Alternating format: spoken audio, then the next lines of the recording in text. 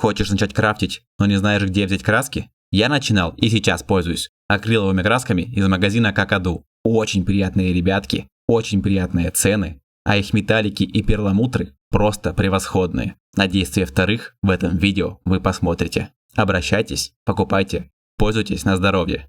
Ссылочку на их сайт я оставлю в описании.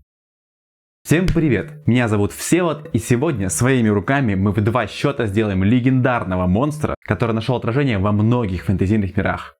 Нацистское хентай-чудище, у которого на все вокруг есть своя точка зрения. Пчелохранилище! Шучу. Бихолдер, или злобоглаз, как у нас его локализовали. Если кто не знает, тактика этой твари – летать повыше и разваливать кабины приключенцев магическими лучами из своих глаз, находясь вне их досягаемости. Так вот, мы также попробуем впервые сделать летающую миниатюрку. А чтобы вдохновиться и узнать больше о бихолдерах, кто они такие, откуда взялись, какие вообще бывают, вы можете посмотреть видео о бихолдерах на канале Lore. Там очень много полезного. Ссылочка вот в подсказке и в описании. Вперед!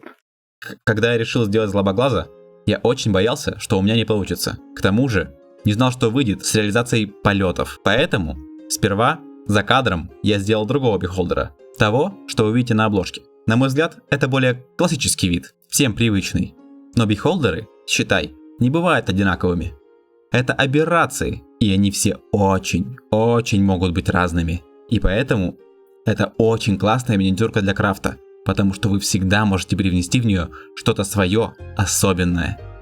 Из своего следующего бихолдера для видео я хочу сделать более диким и монструозным, таким внушающим некий страх, может быть чудовищным, хтоническим. Вот, посмотрим, что у нас получится. Нам потребуется фольга для основания, немного гофрокартона, бусинки для маленьких глаз. Для главного глаза я буду использовать обычную пуговицу и обычная шариковая ручка. Из фольги мы будем делать каркас для миниатюрки. Фишка в том, что от вас не требуется вообще никаких скульпторских способностей. Это очень простой рецепт. Отрываем кусок фольги, я взял примерно 20 дюймов, и жмакаем его в обычный шарик. Теперь приплюснем его с двух сторон. С одной стороны для глаза и сразу под ним для рта. Примерно вот так. Что ж, теперь делаем щупальца. Теперь я отрываю фольгу примерно по 7 дюймов, но это не так важно. Из каждого куска получится 2 щупальца. Слаживаем 2 раза вдоль, 1 раз поперек, еще раз вдоль и режу пополам ножницами. Теперь просто скручиваю образовавшиеся половинки. Вот и все. Голова и щупальца готовы. Злобоглазые аберрации и бывают очень разные. Для своего второго я решил сделать 12 щупалец, 9 больших и 3 маленьких. Далее берем тонкий гофрокартон и вырезаем челюсть. Сперва я сминаю его и примеряю на голову. А прихватив, примерно рисую контур. И вырезаю. Ну вот, вроде нормально. Теперь делаем основание челюсти. Я просто на глаз обрезаю его все из того же гофрокартона. Вот что у меня получилось. Примеряем глазик. Вмятины для рта мне показалось мало, и я решил ее углубить. Так чуть лучше. Теперь, зная, где будет глаз и челюсть, я определяю места для щупалец, делая гнезда при помощи ручки. И я совсем забыл гнездо для проволоки, на которое наша минька будет летать. Следующим элементом для сборки будут зубы. Их мы сделаем из обычной ручки.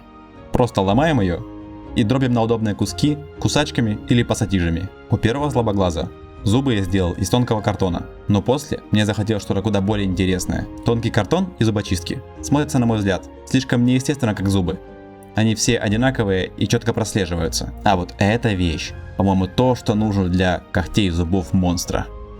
Осколки ручки, на мой взгляд, будут достаточно толстыми, прочными и интересной формы. Впрочем, вы всегда можете выбрать картон или зубочистки. Так, теперь проволока. Это обычная проволока, вы можете купить ее в любом строительном магазине, считай бесплатно. Я не знаю, 3 гривны за метр отдал. Это, по-моему, 3-миллиметровая медная проволока. Отмеряю примерно 15 дюймов и откусываю. Теперь все детали нашей миниатюры готовы для сборки.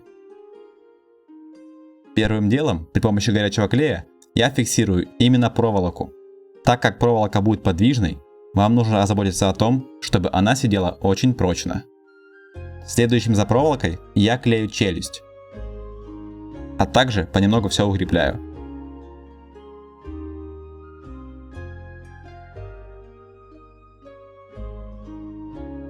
Пасть опять показалась мне маленькой, поэтому я ее расширяю. Теперь клею глаз.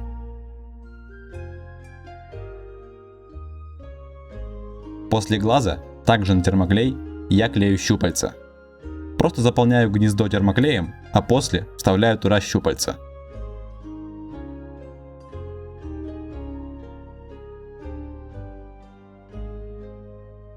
Следующим после щупалец я клею зубы. Я понял, что если наклею зубы внутрь челюсти, пасть станет сильно меньше, чем я хотел.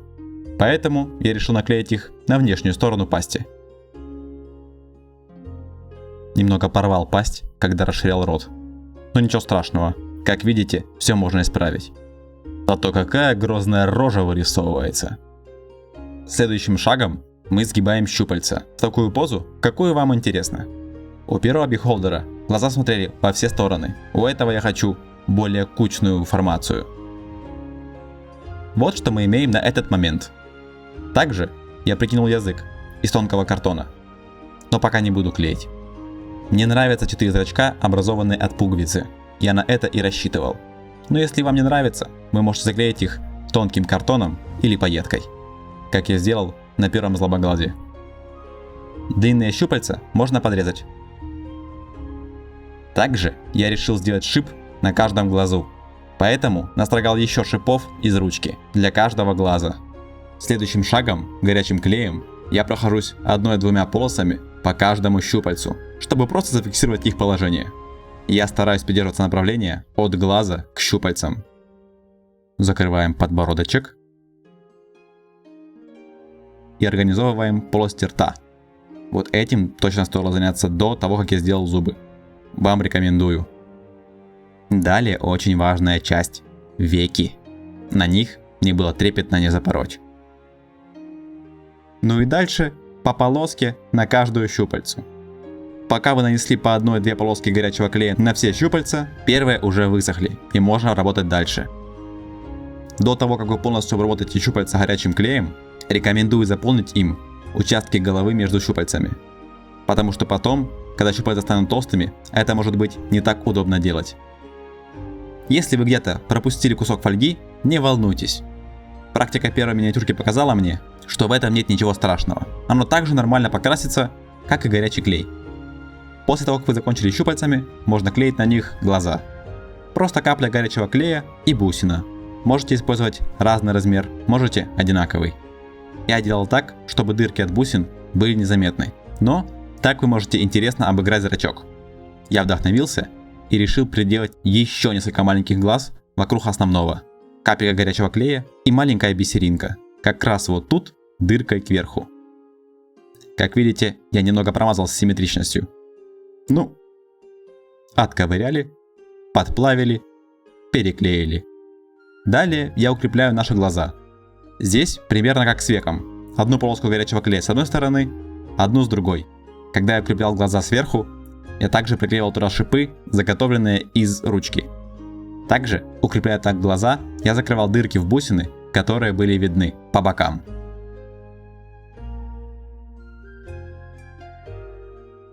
Немного косметики. Заполняем мясом в виде термоклея расстояние между зубами. Настоящий монстр должен быть сочным. Ну и прочие мелкие нюансы, где вам что понравится доделать. И вот что мы имеем в итоге. Ну вроде нормальный монстряка. Не особо парясь, руками убираем большинство излишек клея, потому что мелкие части уберем по-другому. А именно свечой. Просто слегонца подносим миниатюрку под жар, и все тонкие линии горячего клея сразу же тают и исчезают. К несчастью, большую часть работы камера не засняла, но ничего страшного. Этой же техникой примерно я пользовался, когда создавал свою армию слизей. Ссылка будет в подсказках, там поподробней. Главное, не подносите миниатюрку слишком близко, иначе Иначе термоклей, зубы или бусы могут поплавиться слишком сильно, и это восстановить будет гораздо сложнее. Впрочем, очень даже можно. Вот что у меня получилось в итоге. Как видите, зубы все-таки немного подплавились. Но ничего страшного. Миниатюрка готова. Делаем основание. Вырезаю 2 штуки, 2 на 2 дюйма, из тонкого гофрокартона. Далее берем набор из винта, нескольких шайб и гайки. И собираем незамысловатую конструкцию. То есть нанизываем на винт большую шайбу, основание и маленькую шайбу. Далее пассатижами подкручиваем проволоку под диаметр винта и плотно надеваем ее на винт. Ну а потом вторая маленькая шайба и гайка.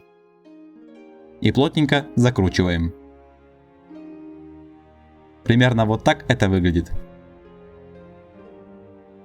Теперь нам нужно зашить низ. Картоном набираем тот же уровень, что и большая шайба. А потом при помощи термоклея зашиваем все вторым основанием.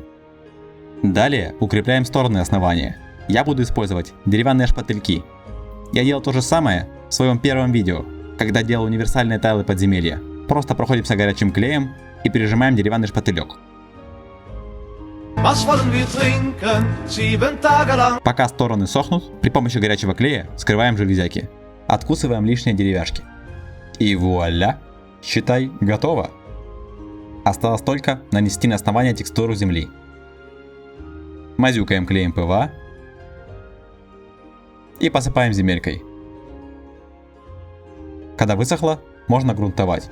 Света нет, но нам это не помешает. Просто грунтуем черным акрилом. И вот что получается. Первым делом я покрашиваю глаза глянцево-черным. Далее наношу базовый цвет туловища. В моем случае темно-синий. Посмотрите, какая разница в цвете между высохшей и свежей краской. Это всегда стоит учитывать при покраске. Следующим я взял розовый перламутр и решил прокрасить им пасть монстра. Далее обычным белым я прокрашиваю глаза и зубы. Теперь наносим второй тон на тело. Я использую красивый синий перламутр. Также я стараюсь покрашивать высокие точки и не залазить вглубь в борозды, оставляя там темно-синий цвет. Вот что мы имеем на этом этапе. Бу! Теперь я беру тот же розовый перламутр и покрашиваю им условные мягкие ткани.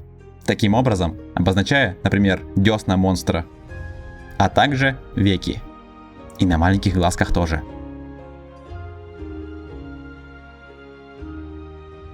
Черным снова перекрываю безобразие, которое наделал на главном глазу. Следующий элемент – проливка. Буду делать на основе акрилового разбавителя. Мне как раз прислали его в подарок для эксперимента. Товарищи Какаду. Ну, те краски, которыми я крашу. Немного разбавителя. Синий, красный и черный. Решил, что темно-фиолетовая проливка будет уместна. Подробнее о проливке я рассказывал в видео про врата. Оставлю ссылочку в подсказках. Вот что мы имеем после проливки. А теперь светлый тон. Я буду использовать светло-зеленый перламутр. Раз уж мой монстр такой мистический перламутровый. В основном я буду работать вокруг глаз. И большого, и маленьких. Вот что в итоге получилось. Это явно стоило сделать до покрашивания глаз. Ну а теперь снова немного прокрасим белым глаза и зубы. Снова прольем их тем же темно-фиолетовым. Снова обновим черный глянец на глазу. А, и язык. Мы забыли сделать язык. В итоге я решил сделать прочный язык из бутылочного пластика. Сперва я вырезаю из бутылки подходящую форму. После, на жару свечи, я подплавляю ее, фиксируя в нужной мне форме. На этой технике я также подробно останавливался в своем видео о слизях. Вот что в итоге получилось. Крашу в тот же розовый перламутр. После рисую оранжевые зрачки. А вот и результат. Клеем ПВА, подклеиваем язычок. Вот так. Готово. В итоге мы имеем вот такую миниатюрку. По-моему, великолепно. Ну, скажем так, я совсем не ожидал таких результатов. Просто превосходно. План сделать второго монстра более злобным и более диким удался. Да, кстати, я забыл сказать вам о сухой белой кисти, которой я прошелся по основанию. Очень доволен и языком, и новыми зубами. Как в принципе и рельефом морды, сделанным только горячим клеем. Очень простая и эффективная техника. Саму миниатюрку, ну, может, я сделал часа за 4, за один присест. Ну и может примерно столько же заняли грунтовка и покраска.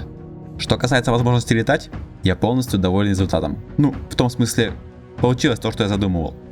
Миниатюрка парит только вертикально, и вы можете перемещать ее основание. Для того, чтобы миниатюрка крепко держалась на большой высоте, основание должно быть достаточно тяжелым. И именно функцию утяжелителя выполняет та самая большая шайба. Оттого она должна быть как можно больше. В принципе, если у вас есть другие способы утяжелить основание, рекомендую ими воспользоваться. Например, зашить внутрь какие-то металлические детальки вместо картона. Чем тяжелее основание, тем устойчивее ваш слабоглаз на высоте. Но в принципе, я очень доволен реализацией этой технологии. Пока пчелохранилище летает, другие миниатюрки вполне могут заходить на его основание, что, на мой взгляд, важный фактор. Покрашенная в черный проволока глаз не режет, а миниатюрка стоит крепко и вертится как угодно.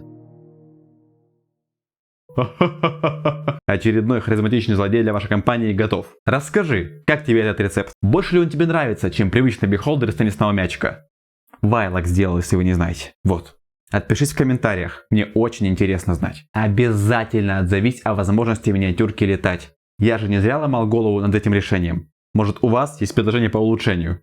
А если ты сделаешь свою миниатюрку, ты можешь поделиться творчеством в нашем дискорде. Ссылочка тоже в описании. Я благодарю тебя за просмотр. Тыкай лайк и подписывайся на канал, если видео тебе понравилось. Делись видео с друзьями, мне будет очень приятно. А я пойду крафтить для вас дальше.